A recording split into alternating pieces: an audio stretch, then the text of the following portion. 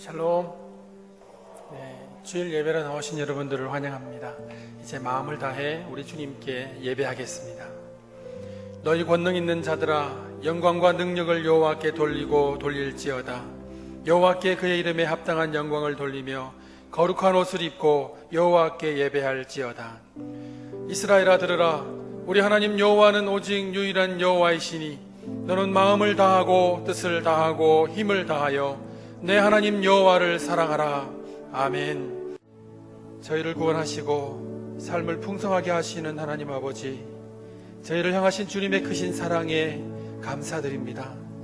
오직 주님 밖에는 의지할 리 없으며 참 기쁨도 만족도 없음을 알게 하시고 부족한 저희 삶에 변함없으신 주님의 사랑을 가득 채워주셨습니다. 그러나 저희들의 어떤 것으로도 주님의 사랑을 갚을 길이 없으며 어떤 모습으로도 주님의 은혜를 보답할 길이 없음을 고백합니다. 그런 저희들의 하나님이 되어주시고 아바 아버지로 부를 수 있게 하심을 감사드립니다. 예배하는 이 시간 눈을 들어 주님만을 바라보게 하옵소서. 예배를 통해 저희들의 심령이 믿음으로 굳건해져서 세상의 어떤 유혹에도 흔들리지 않게 하옵소서. 이 시간 주님만이 온 땅의 주인 되시고 저희들의 삶을 가장 좋은 길로 이끌어 가심을 신뢰하게 하여 주시옵소서. 찬양의 고백을 통하여 주님의 연애와 영광을 선포합니다. 주님을 간절히 사모하며 저희의 모든 것을 감사로 드립니다. 여호와 하나님 앞에 예배하는 저희의 마음을 받아주시고 크신 은총을 베풀어 주시옵소서. 예배하며 주님의 얼굴을 구할 때 영광의 빛으로 저희 가운데 비춰 주시옵소서. 말씀으로 저희의 심령을 새롭게 하시며 새로운 형상으로 변화시켜 주시옵소서. 예배하는 이 시간 주님의 사랑의 손길이 저희의 마음을 만지시며 주님의 거룩한 영이 저희 안에 충만케 하여 주시옵소서. 저희의 모든 죄와 허물을 용서하시기로 작정하신 하나님, 우리 아버지, 지난 한 주간도 저희의 참된 기쁨이 돈도 명예도 건강도 아님을 알고 있음에도 저희들은 여전히 세상 사람들이 쫓는 그것에 눈이 멀었고 마음이 흐트러졌음을 고백합니다. 그러나 주님께서는 언제나 저희들에게 신실하셨습니다. 하지만 저희들은 늘 주님을 외면하고 원망하고 살았던 한 주간이 있음을 고백합니다. 성전에서뿐만 아니라 세상 가운데에서도 저희는 주님의 것이온데 주님의 자녀로 살기보다 세상 쫓아 휩쓸려 살아왔음을 고백합니다. 주님만을 바라보기보다 사람들을 바라보고 세상이 주는 것을 즐겨하였고 주님의 음성을 듣기보다 육신의 편안함을 쫓는 그 이야기에 귀를 기울여 살아왔습니다. 세상의 사람들과 전혀 다르지 않게 살아온 저희의 허물과 죄를 용서하여 주시옵소서. 이 모든 간구를 예수님의 이름으로 기도하오며 이제 지난 한 주간의 죄를 돌아보며 하나님과 저만이 아는 죄를 참회하옵니다. 그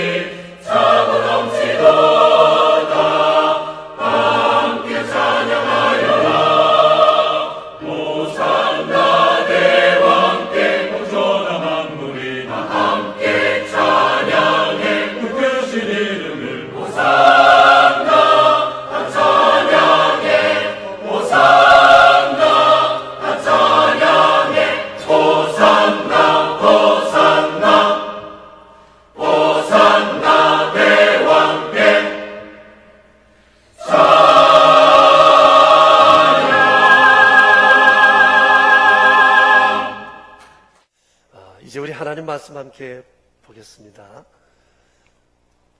고린도전서 4장 1절에서 5절에 있는 말씀 보겠습니다.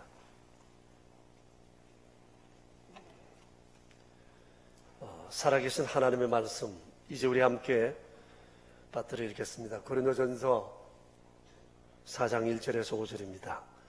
사람이 마땅히 우리를 그리스도의 일꾼이요 하나님의 비밀을 맡은 자로 여길지어다. 그리고 맡은 자들에게 구할 것은 충성이니라. 너희에게나 다른 사람에게나 판단받는 것이 내게는 매우 작은 일이라.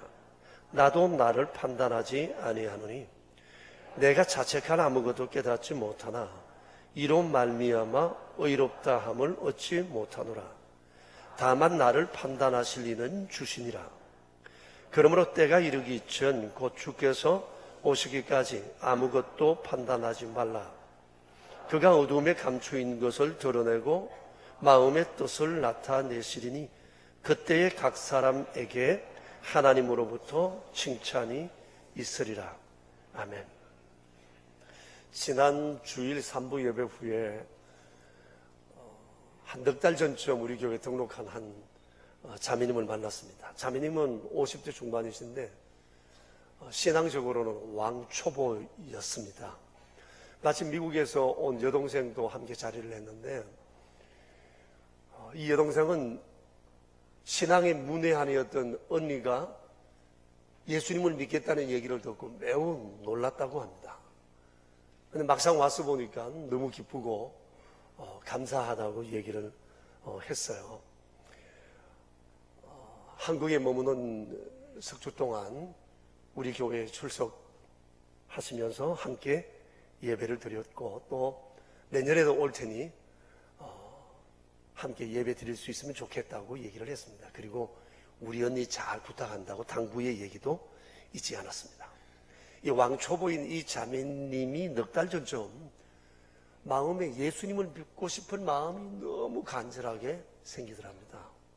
그런데 어떻게 가야 할지, 어디로 가야 할지, 어느 교회 가야 할지를 알지 못하던 차에 예수 잘 믿는 미국의 여동생에게 전화를 했답니다. 그랬더니 여동생 얘기가 언니 가게에 오는 고객들 중에 인상 좋고 마음 좋은 그리스도인 있으면 무조건 그 사람 따라가면 돼. 그러더래요. 그래서 어느 날 한 고객이 왔는데 부탁을 했답니다. 당신 나가는 교회 나 좀 데려가달라. 이래서 우리 교회에 오시게 됐습니다. 첫날 와서 예배 드리는데 엄청 울었답니다. 지금도 예배 때마다 솟구치는 눈물을 주체할 수가 없다고 그럽니다. 예배당 마당에 들어오면 예배당의 풍경들, 또 맞아주시는 교우들의 따뜻한 영접, 그리고 예배의 말씀, 찬송, 이 모든 것 하나하나가 자신의 마음속에 큰 감동으로 다가온다고 그럽니다. 자매님 얘기가 아직까지 신앙에 대해서 자기가 잘 알지는 못하지만 예배가 무엇인지는 알 것 같다. 그런 얘기를 했어요. 그러던 중에 저 지난주부터 우리 교회가 사역 박람회를 하게 됐지 않습니까? 자신도 뭔가 좀 동참하고 싶은데 어떻게 해야 할지를 잘 모르겠다는 겁니다. 그러면서 사역이 뭐냐고 물어요.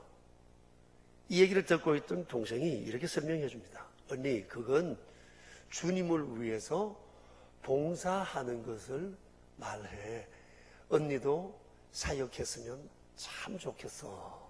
참 동생 용하죠? 사역에 대해서 이렇게 쉽고 명쾌하게 설명을 했어요. 저도 여러분에게 물어볼게요. 사역이 뭐죠? 하나님을 위해서 하는 모든 일을 두고 사역이라고 얘기합니다. 자, 그런데 사역을 좁게 보면 우리 교회가 하고 있는 이런 팀들을 얘기할 수 있지만 좀 넓게 보면 세상에 일어나고 있는 모든 일들, 하고 있는 모든 일들, 사회활동 이런 것들이 포함된다고 말할 수가 있습니다.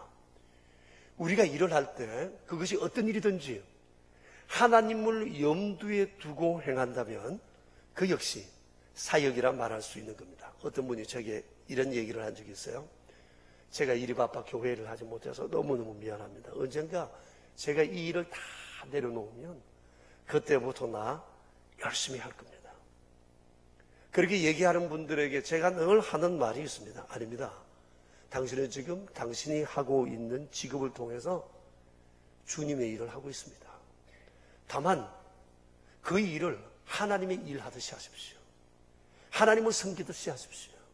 하나님의 영광을 드러낸 통로라 생각하고 책임 있게 행하십시오. 그러면 그것이 곧 사역입니다. 이 자매님에게도 제가 그렇게 얘기를 해 주었습니다. 여러분, 이는 사실입니다. 골로새서 3장 22절에서 24절에 이렇게 말씀되어 있습니다. 종들아, 모든 일에 육체의 상전들에게 순종하되 사람을 기쁘게 하는 자와 같이 눈가림만 하지 말고 주를 두려워하여 성실한 마음으로 하라. 무슨 일을 하든지 마음을 다하여 주께 하듯 하고 사람에게 하듯 하지 말라. 이는 기업의 상을 주께로부터 받을 줄 아나니 너희가 주 그리스도를 섬기느니라.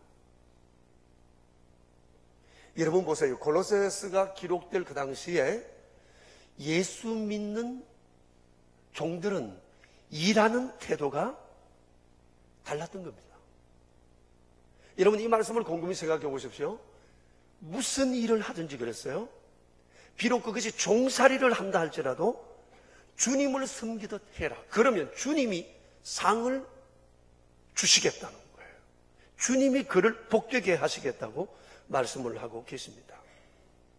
그러니 여러분, 우리가 하는 직업이라고 하는 것이 단순히 돈벌이를 하는 수단도 아니고 죽지 못해 밥 벌어먹기 위해서 일을 한다는 생각을 해서 아니 된다고 하는 겁니다.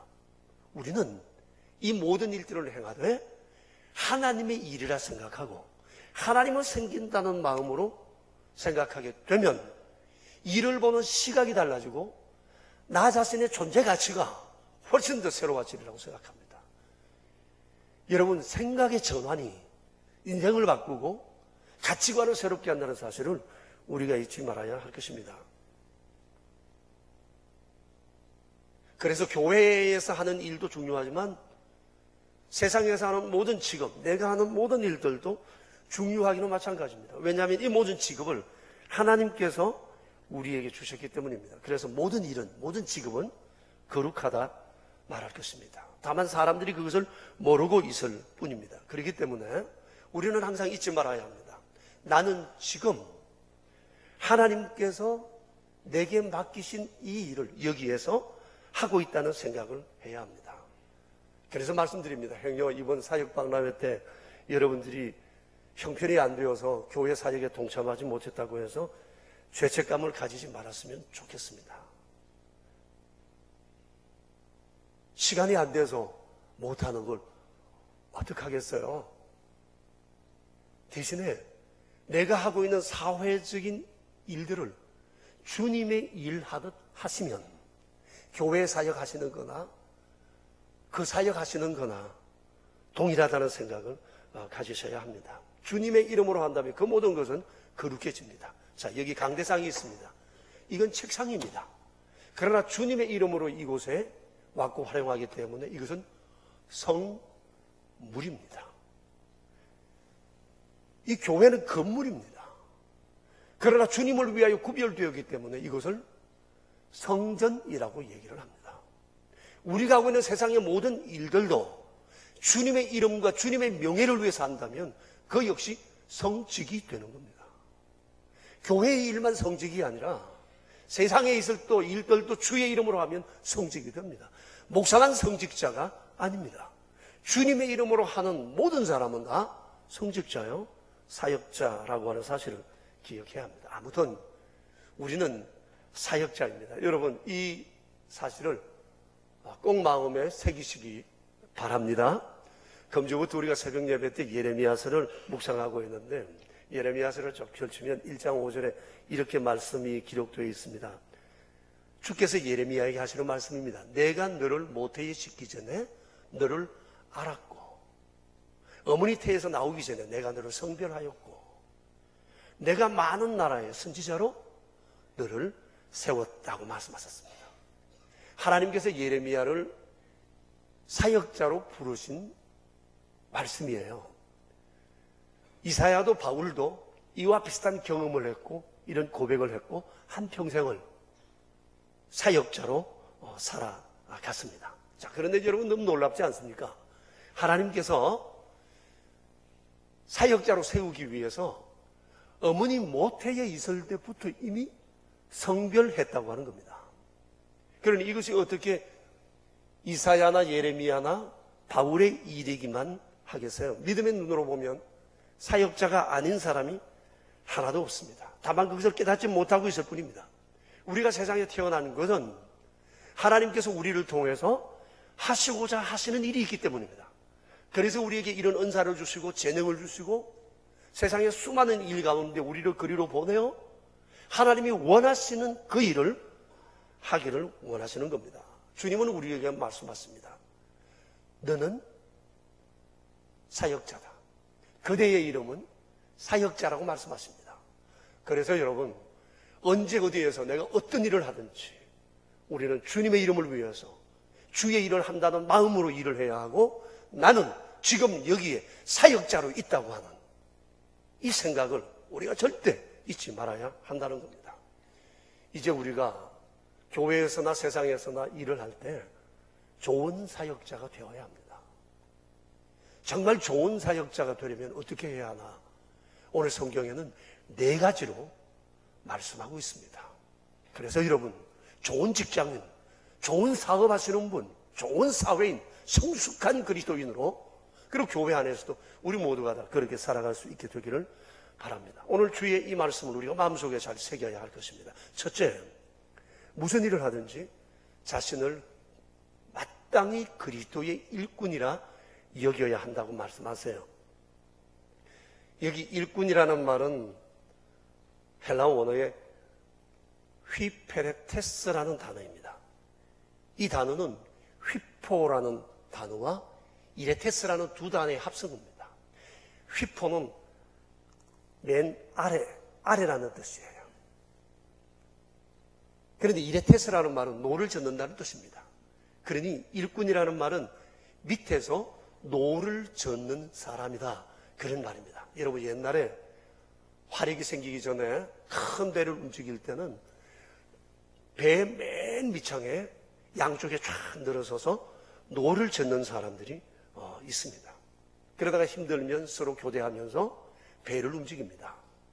배를 움직이는 일에 있어서 이분들이 굉장히 중요한 사람들입니다. 이들은 곧 배의 동력이라고 말할 수가 있습니다.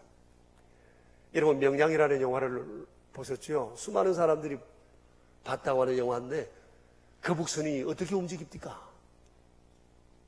이순신이 명령을 하지만 이순신이 움직이는 것이 아닙니다. 배 밑창에 양쪽으로 쫙 늘어서서 일하는 사람들이 있습니다.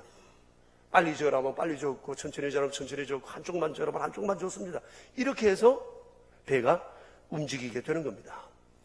그래서 위에 사람들과 배 밑에 있는 사람들은 이렇게 일심동체가 되어서 운명을 함께 하는 겁니다. 자, 이것이 바로 그리스도의 일꾼 된 자들의 모습이라고 하는 겁니다. 여러분 우리가 교회에서나 사회에서나 우리가 일을 할 때 우리의 감독, 우리의 선장은 주님이십니다. 사장님이 아니고 목사도 아닙니다. 주님이십니다. 우리가 일을 행할 때 중요한 것은 이 일이 하나님이 원하시는 일인가라고 하는 겁니다. 그러면 그것이 확신되면 그것이 어떤 일이든지 우리는 묵묵히 노를 저어갈 뿐인 겁니다. 나는 주님이 원하셔서 이곳에 왔으며 주님의 일을 하고 있다. 이 생각을 가지는 것은 자기 자신뿐만 아니라 내가 하고 있는 이 일들도 굉장히 가치 있는 일로 상승시킨다고 하는 겁니다. 자존감이 그렇게 생겨나는 거라고 말할 수가 있습니다. 이게 하나님이 내게 맡기신 일이라고 믿고 내게 주어진 일을 묵묵히 노를 저어가면 분명히 이것은 항구에 닿을 것이고 목적을 이룰 것이고 순항하게 될 겁니다. 여러분 요셉을 보세요. 요셉은 10대 후반에 애굽에 노예로 팔려왔던 야곱의 11째 아들입니다. 근데 그가 애굽에 노예로 팔려와서 제일 먼저 일하게 된 것이 하나님을 모르는 보디발이라는 군인 집에 종살이하는 그였습니다. 그 후에는 감옥에서, 그 후에는 애굽의 공무원으로서 총리의 일을 맡았습니다. 자, 그런데 여러분 중요한 것은 요셉은 어디에서 일하든지 일하는 방식은 한결같았어요. 하나님을 경외하는 마음으로 일을 했다고 성경은 말씀하세요. 하나님을 경외하는 말, 이게 무슨 말이죠? 하나님의 일이라는 생각으로, 하나님이 이 일을 내게 맡겼다는 생각으로, 하나님이 나를 이리로 보내셨다는 생각으로, 종살이지만 그는 그 일을 했습니다. 그랬더니 하나님께서 그가 하는 일을 형통하게 하시고 복을 주셨어요. 그리고 요셉이 일하는 곳마다 하나님의 은총이 임했습니다. 보디발의 집에도, 감옥에도, 애굽에도 주의 은총이 임하였습니다. 여러분 보세요. 나로 인내 잘 된다면 얼마나 좋겠어요. 그러니 하나님 잘 믿는 한 사람은 너무너무 큰 보배인 것입니다. 그래서 여러분 언제 어디서나 무슨 일을 하든지 나는 주님의 일꾼이라는 생각을 해야 됩니다. 목사의 일꾼이 아니고 사장의 일꾼이 아니라 주님의 일꾼입니다. 여러분 절대 일이 많고 힘이 들어도 이 정신줄 놓지 마세요. 나는 주님의 일꾼으로 여기 있다는 생각입니다. 둘째, 좋은 사역자는 나는 하나님의 비밀을 맡은 자라는 생각을 가지고 있어야 됩니다. 맡은 자라고 했어요. 여러분이 맡은 자라는 말이 복음서에는 청지기라는 말로 번역이 되어 있습니다. 청지기는 종은 종인데 종과는 보통 종과는 급수가 다릅니다. 종 중의 종, 책임종입니다. 주인의 모든 것을 다 위임받아 관리하는 사람을 청지기라고 얘기합니다. 그래서 이 청지기는 주인의 비밀조차도 공유합니다. 주인이 자기 집의 모든 것을 맡겼기 때문에 집안 모든 비밀을 그에게 얘기합니다. 그만큼 이 청지기는 믿음직스럽기 때문일 것입니다. 그래서 청지기 역시도 주인이 자기를 믿고 맡겨주셨으니까 매사에 주인의식을 가지고 일을 해야 할 것입니다. 내 것은 아니지만 내 것보다 더 애착을 가져야 하고 내 일만 열심히 하는 것이 아니라 다른 사람들도 열심히 일하도록 이렇게 이끌어주는 그런 사람이 되어야 한다고 하는 것입니다. 여러분 이런 사람 한 사람만 있어도 정말 마음 든든할 거라고 생각합니다. 아브라함에게는 이런 청지기가 있었습니다. 그 사람이 엘리에셀이라는 사람입니다. 아브라함과 평생을 함께한 사람이었어요. 그 사람이 얼마나 신실하고 믿음직스러웠던지 이삭이 나기 전에 아브라함은 이 엘리에셀을 자기의 상속자로 삼겠다고 하나님에게 추천할 정도였습니다. 그 후에 아브라함에게 이삭이 태어났고 이삭이 자라서 장가를 드릴 때가 됐습니다. 아브라함은 며느리를 맞대 여기 있는 이방인들 중에서 맡고 싶지 않았어요. 그래서 자기 친족 중에서 한 사람을 선택하고 싶은 마음이 있었습니다. 그런데 오랜 세월 떠나는 동안 그곳과 왕래가 없어서 가보지를 못해 그곳 형편을 지금 알지 못합니다. 그리고 거리가 720km나 멀리 떨어져 있기 때문에 이곳에서 낙타를 타고 가려면 20일이나 좋게 걸리는 그 먼 길입니다. 그런데 며느리 선택하는 일을 이 종에게 맡겼습니다. 여러분 아무리 그래도 그렇지 이 일은 그렇게 할 일이 아니잖아요. 그런데 전적으로 맡겼어요. 그만큼 엘리에셀이 믿음직스러웠기 때문입니다. 이 얘기가 창세기 24장에 기록되어 있습니다.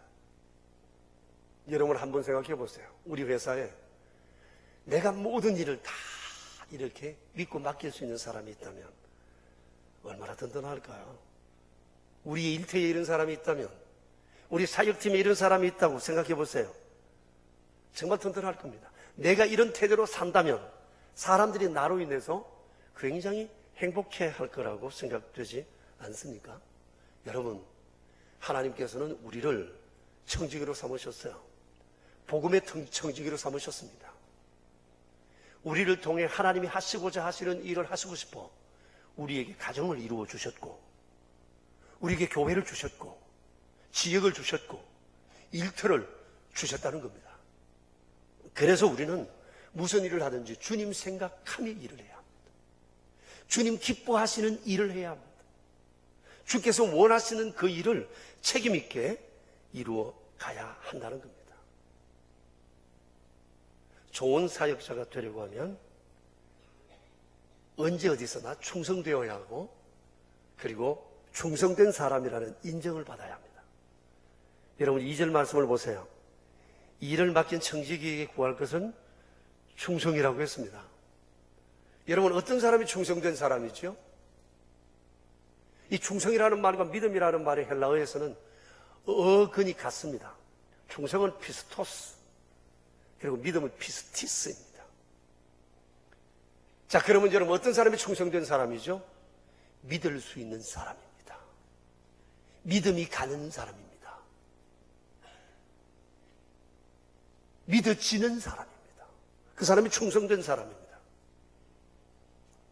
어떤 사람을 믿을 수 있는 겁니까? 좀 전에 말씀드린 이 요셉이나 엘리에셀 같은 사람일 거예요. 자, 여러분, 요셉의 기사를 성경에서 볼 때 아주 독특한 구절을 하나 발견하게 됩니다. 이런 내용입니다. 다 맡기고 간섭하지 아니하였더라. 아, 이 구절 너무너무 귀한 구절이에요. 요셉이 10대 후반입니다. 아니, 어린 나이입니다. 노예입니다. 어디서 뭘 하다가 굴러온 사람인지 모릅니다. 그런데 보디발이 그에게 모든 일을 맡기되 다 맡기고 간섭하지 않았다고 얘기했습니다.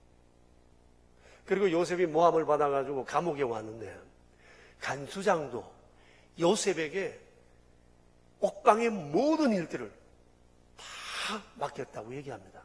아니, 요셉이 별 하나잖아요. 그러면 일단 의심부터 해야 되지 않겠습니까? 그런데 다 맡겼어요. 바로 이 임금 역시도 마찬가지입니다. 그 사람 얘기합니다. 내가 높은 것은 왕의 자리일 뿐이다. 나머지 모든 것은 애굽의 큰 제국 같은 이 큰 돌을 요셉의 손에 다 맡기고 인장 반일까지 빼주어서 그가 일하게 했습니다. 뭐 처음부터 그랬겠습니까? 지내보니 사람이 진국입니다. 믿을만 했던 겁니다. 그래서 다 맡기고 자기 옆에 두었던 겁니다. 여러분, 만일 이런 사람이 내 곁에 있다면 우리도 그랬을 거라고 생각이 되었습니다. 충성은 말로 하는 게 아닙니다. 행동으로 보여줘야 합니다. 한두 번 잘하는 것은 누구나 잘합니다. 몇 달, 몇 년은 다 잘할 수 있습니다. 사기꾼도 몇 번은 잘합니다. 너무 잘합니다. 근데 얼마 있으면 본색이 드러나게 되는 겁니다. 여러분, 사람이 사람을 믿을 수 있다는 것, 믿음이 간다는 것, 믿어준다는 것, 아마 이것보다 인생에 큰 자산은 없다고 생각이 되었습니다. 근데 요즘 가끔 뉴스를 봅니다. 믿고 맡겼는데 믿고 모든 비밀을 다 털어놓았는데 그 믿은 그 사람이 빼돌립니다. 자기 실속을 차립니다. 발설하고 그것을 빌미로 약점을 잡고 협박하고 발동을 찍는 이런 못된 청지기들이 있습니다. 그래서 사람들이 말합니다. 믿을 사람이 없대요. 말하기가 두렵대요. 관계 속에서 이 얘기를 하지 않을 수 없어서 하지만 하면서도 의심하며 말을 한다고 그럽니다. 이 사회가 믿지를 못하면 그 사회는 끝난 겁니다. 공동체는 끝난 겁니다. 믿을 사람이 없다고 모두 다 탄식하고 있는 이때 정말 믿을 수 있는 사람이 된다면 이거 얼마나 복된 일이겠습니까? 그럴수록 더욱 빛나고 귀할 거라고 생각합니다. 사랑하는 여러분, 우리는 교회 안에서 일할 때도 믿음이 가는 사람이 되어야 하고, 동네에서나 일터에서나 직장에서도 우리가 일할 때 신실한 믿음으로 믿어지는 사람, 믿어주는 사람, 믿음을 주는 사람으로 살아야 할 것입니다. 믿고 맡겼으면 믿음으로 보답해야 할 겁니다.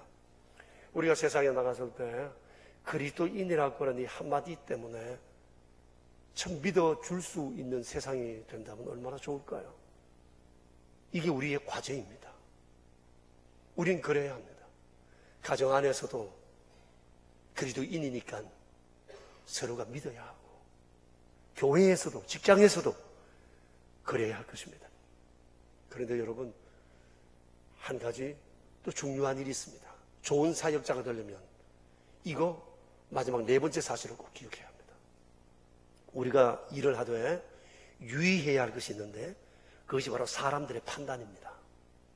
오늘 여러분 3절을 보시면 다른 사람들로부터 판단을 받는 일이 있다 그랬습니다. 이 판단이라는 말을 좋게 말하면 평가하고 나쁘게 말하면 비평과 비판입니다. 우리가 무슨 일을 하고 나면 항상 따라오는 게 있습니다. 내가 한 일에 대한 판단받는 일입니다.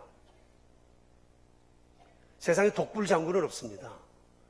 우리는 함께 살아가기 때문에 하는 일에 대해서 반드시 판단을 받을 수밖에 없습니다. 그래서 판단받을 것을 각오하고 염두에 두고 살아야 합니다. 그래서 여기에 예의가 필요하고 상식이 필요하고 이성이 필요하고 절제가 필요한 겁니다. 여러분, 우리가 알잖아요. 경험으로. 내가 아무리 최선을 다하고 잘한다고 해도요, 사람들은 내가 한 일에 대해서 이러쿵저러쿵 말을 합니다. 판단을 합니다. 그때 자칫하면 시험에 들기 쉬워요. 조심해야 합니다. 그런데 오늘 성경을 보면 사도 바울도 판단을 받았습니다. 아니, 그 위대한 사람, 위대한 하나님의 사람, 주를 위해서 모든 것을 내맡기고 산 이분에 대해서도, 이분이 한 일에 대해서도 이런저런 말들이 있었던 것 같습니다. 그때 바울은 어떻게 이 일을 대처했죠? 3절을 보십시오. 너희에게나 다른 사람에게나 판단받는 것이 내게는 매우 작은 일이라. 무슨 말입니까? 판단을 받았는데 이것을 매우 작은 일로 생각했다는 거예요. 무슨 뜻이죠? 판단받는 일에 마음이 휘둘리지 않았다는 겁니다. 판단받았다는 것에 마음 뺏기지 않았다는 겁니다. 그것 때문에 속상하지 않았다는 거예요. 대단하죠. 우리로서는 상상할 수 없는 일이라고 볼 수도 있습니다. 쉬운 일은 아니지만 본받아야 할 태도예요. 여러분, 내가 아무리 최선을 다해도 사람들은 내게 판단합니다. 그런데 이런 판단을 듣고도 흔들리지 않는 훈련을 해야 한다는 거예요. 그렇지 않으면 일보다 사람 때문에 스트레스에 짓눌려서 견딜 수가 없게 되는 겁니다. 어떤 사람은 이것 때문에 밥맛이 없고 잠을 자지 못하고 절망하고 좌절하고 우울증에 빠지기도 합니다. 교회 안에서도 일하다가 이게 스트레스가 되어가지고 팀을 옮깁니다. 회사에서는 부서를 옮깁니다. 심지어는 직장을 옮기는 사람도 있습니다. 그런데 곤피하다가 호랑이 말랐다는 얘기처럼 어디 가나 똑같습니다. 사람 사는 곳은 여기는 없을 줄 압니까? 저기 가도 여기 가도 똑같은 일은 항상 발생할 수밖에 없다는 사실입니다. 왜 이런 판단하는 일이 생길까요? 그것은 일을 보는 시각이 다르기 때문에 그렇습니다. 다른 것이 틀린 것은 아니잖아요. 그건 차이일 뿐이에요. 그런데 우리는 이런 경우를 만나면 저 사람이 나를 싫어한다고 생각하고 나를 거부한다고 생각하고 그 사람과 담을 샀습니다. 그 사람을 안 보려 하는 경우가 많습니다. 자, 그러면 여러분 솔직히 한번 물어봅시다. 그러면 내가 하는 일은 항상 옳습니까? 내가 하는 말은 항상 바릅니까? 내가 하는 결정은 항상 옳습니까? 내가 하나님입니까? 세상에 가장 옳으신 분은 하나님 한 분밖에 없습니다. 그런데 어떻게 나는 항상 옳습니까? 내 말은 항상 옳습니까? 내 결정은 어찌 그리 항상 옳습니까? 그럴 수는 없는 겁니다.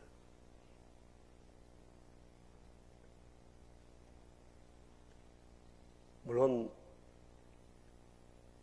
개중에는 판단이나 비평이 습관이 사람이 있어요. 그리고 천성적으로 아주 비뚤어진 사람이 있습니다. 예수님께서도 그런 사람들 때문에 얼마나 마음고생이 심하셨어요. 여러분과 저도 살다 보면 귀 가리울 때가 많이 있잖아요. 그러면 어떻게 해요? 맞서서 싸워야 합니까? 들춰내야 합니까? 그럼 똑같은 사람 되고 말지 않겠어요? 아니, 그 사람 인격이 그거밖에 안 되는데 어떻게 그런 사람을 갈습니까? 그러니까 남들이 내게 대해서 뭐라고 판단하든지 성질부터 내지 말고 곰곰이 상황을 한번 점검하고, 이 사람의 인격이 고만한 사람이면 넘어가는 길밖에 다른 길이 없습니다. 그래서 나름대로의 쿠션을 준비해야 돼요.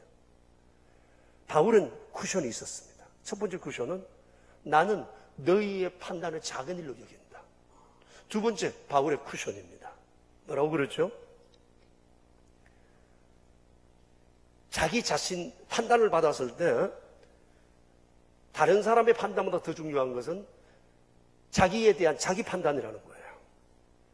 내가 이 일을 어떻게 했는가, 신앙적 양심으로 자기 자신을 돌이켜본다는 겁니다. 나는 그리스도 일꾼으로 묵묵히 노를 저어왔는가? 나는 맡긴 일을 강한 책임감으로 수행하고 있는가? 그리고 나는 충성되게 일했는가? 정말 믿음을 주는 사람으로 살았는가? 여러분 한번 돌아보세요. 교회에서 어떻게 하고 있습니까? 일터에서는 어떻게 하고 있습니까? 사람들과의 관계 속에서 나는 어떻게 살아가고 있습니까? 어떤 사람은 유구무원일 것입니다. 입이 10개라도 할 말 없을 것입니다. 그런데 어떤 사람은 말합니다. 나는 양심껏 했고 흠잡을 것 없이 했고 최선을 다해서 했고 열심히 했다. 마땅히 그래야죠. 그러면서 한편으로 말합니다. 나는 최선을 다해서 했는데 사람들이 나를 알아주지 않는다. 그래서 난 너무너무 억울하다고 말합니다. 자, 그런데 여러분 3절 4절을 한번 보세요. 이게 무슨 뜻이죠? 여러분 3절 4절을 눈으로 보시면서 제가 이 말씀을 좀 더 쉽게 여러분에게 설명해 드리겠습니다. 자, 누가 바울을 판단합니다. 그래서 바울이 판단을 받았을 때 나도 내가 그러한가 싶어서 스스로 판단을 해봤습니다. 그런데 자기에게는 자책할 것을 아무것도 깨닫지 못했다. 한 점 부끄러움도 없다. 그러나 그럴지라도 나는 의롭다고 말할 수 없다. 왜냐하면 나를 심판하실 이는 주님이시기 때문이다. 주님은 나의 숨은 의도까지 아시기 때문이라는 겁니다. 역시 바울입니다. 여러분, 우리가 아무리 양심껏 최선을 다했다고 해도 큰 소리 칠 건 아니에요. 나의 판단은 어디까지나 나의 주관적인 판단이기 때문입니다. 자기 만족일 수도 있고 자기 자랑일 수도 있고 자화자찬일 수도 있는 겁니다. 그래서 오늘 말씀합니다. 남이 나를 판단할 때 그 판단에 너무 민감하지 말라. 그리고 스스로 의롭다고도 말하지 말라. 주님 오시기까지 어떤 것도 판단하지 말라. 그 말씀을 하십니다. 여러분 5절 같이 한번 읽어보겠습니다. 그러므로 때가 이르기 전 그 주께서 오시기까지 아무것도 판단하지 말라. 그가 어둠에 감추인 것들을 드러내고 마음의 뜻을 나타내시리니 그때에 각 사람에게 하나님으로부터 칭찬이 있으리라. 주님이 모든 것을 드러내는 날이 있으신데요. 마지막 심판의 날일 수도 있고 중간일과 결산의 날일 수도 있습니다. 주님이 잘했다 한마디면 되지 않느냐는 얘기입니다. 여러분, 우린 사역자입니다. 사역자는 충성도해야 되고 열심히 일해야 합니다. 그런데 일한다고 해서 판단받지 않는 건 아닙니다. 교회에서도 밖에서도 항상 판단은 따라옵니다. 그때 바울 같은 분도 판단받았다 생각했어요. 그리고 예수님도 판단을 받으셨어요. 그러니 우리가 더 말할 필요가 어디 있겠습니까?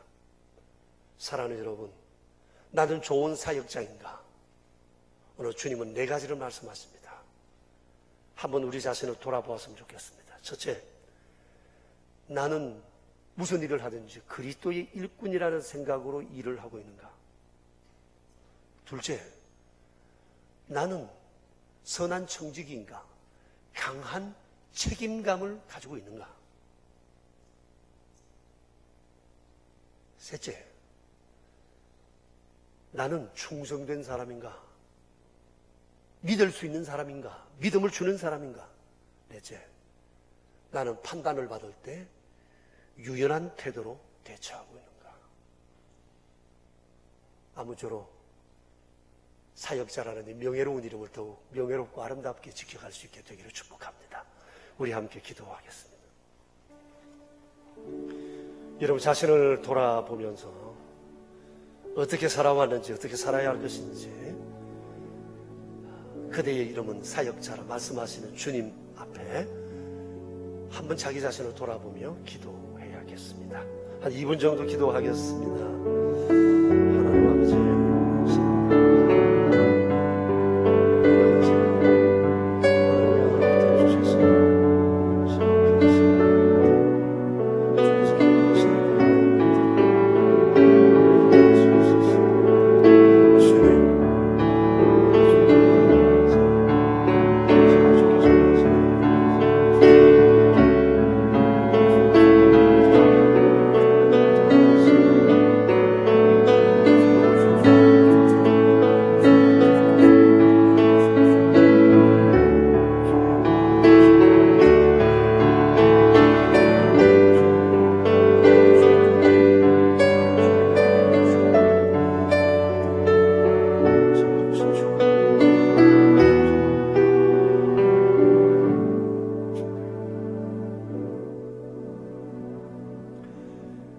하나님 아버지,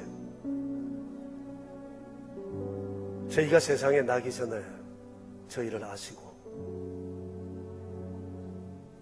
하나님의 거룩한 일을 이루기 위하여 저희를 성별하여 사역자로 부르시고 일 맡기신 자비로우신 주님 감사합니다.